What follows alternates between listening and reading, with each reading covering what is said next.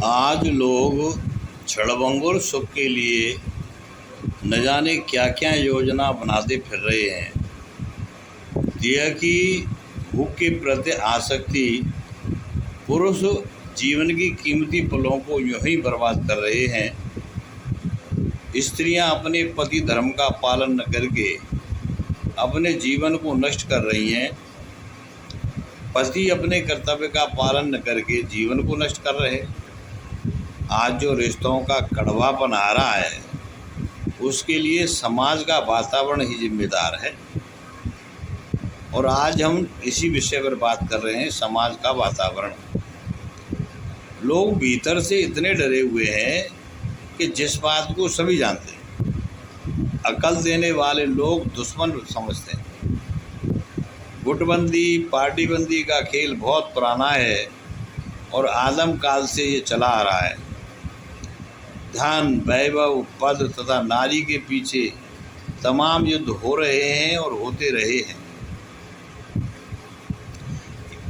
यह बड़ी विडंबना की बात है कि लोग संसार के चक्कर में फंस करके ईश्वर की सत्ता को बिल्कुल भूल गए।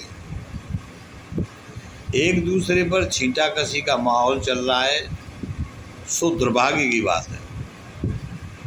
कलयुग को लोग दोष लगाते हैं, कहते हैं कि समय ऐसा है भाई, या लोग दूसरे के कर्मों में दोष देखते हैं, दूसरों पर आरोप लगाते हैं। लोग इतने अनजान तथा बेशर्म, बेलज्जा और बेनकम्मे हो गए हैं कि अपनी गलती को ईश्वर के सामने भी नहीं कबूलते। समाज में भ्रष्टाचार, अनाचार, दुराचार, कुविचारों की भरमार होती चली जा रही है। लोग गरीबों का हक खा रहे हैं और ऐंठ कर बात कर रहे हैं। जो लोग बड़े हैं, सत्ताधारी हैं, वे लोग गुंडे या गुर्गा पाल करके माहौल को बिगाड़ने का काम कर रहे हैं। दूसरों के कंधों पर रख कर के वाणी रूप से गोली चला रहे हैं। प्रतिकार की भाषा आपकी अपनी भाषा बना चुके हैं। आम आदमी नेताओं से ऐसे चिपक गए हैं कि उनकी गलती को भी आशीर्वाद समझते हैं। अच्छे लोग शांत होकर के चुप बैठ गए भैया।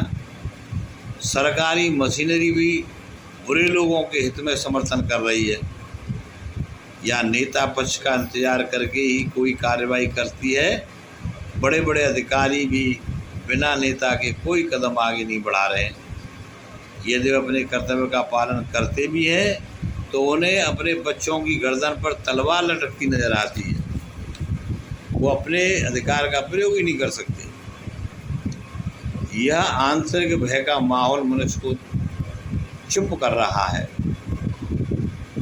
यदि कोई अच्छा कदम उठाया जाता है तो ये राजनीतिक जो लोग हैं उस व्यक्ति के खिलाफ झूठी दलीलें दे करके उसका उत्साह गिराने की पूरी कोशिश करते हैं। यहाँ तक कि उस व्यक्ति के लिए जानलेवा बन जाते हैं, दुश्मन बन जाते हैं। राजनीतिक परिवेश इतना खराब हो चुका है कि गरीबों की दुहाई दे करके वोट लेकर के सत्ता में तो बैठ जाते हैं और गरीबों को और गरीब बना देते हैं।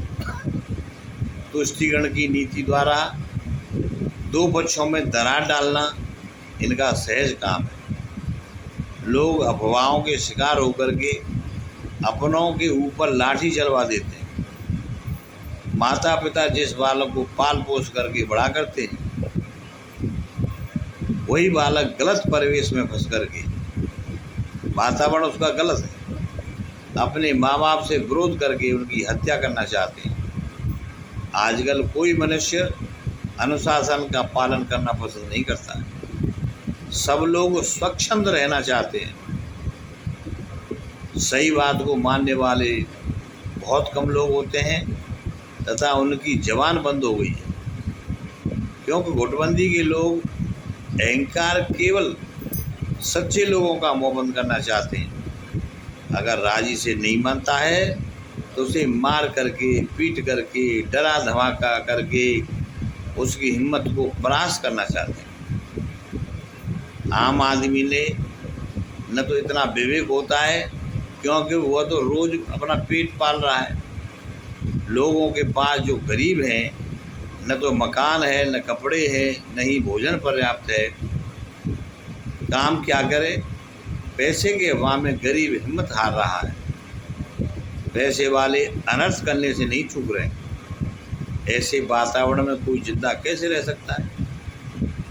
ग्राम, देश, परिवार में यदि भय का वातावरण है तो वहाँ सच्चे लोगों का दम घुटता ही है भाई। सच्चे लोग जो है उस वातावरण के अनुसार, जो हमारे समाज का वातावरण है वो दूषित हो गया है, इसे सुधरने की ज़रूरत है। नमस्कार।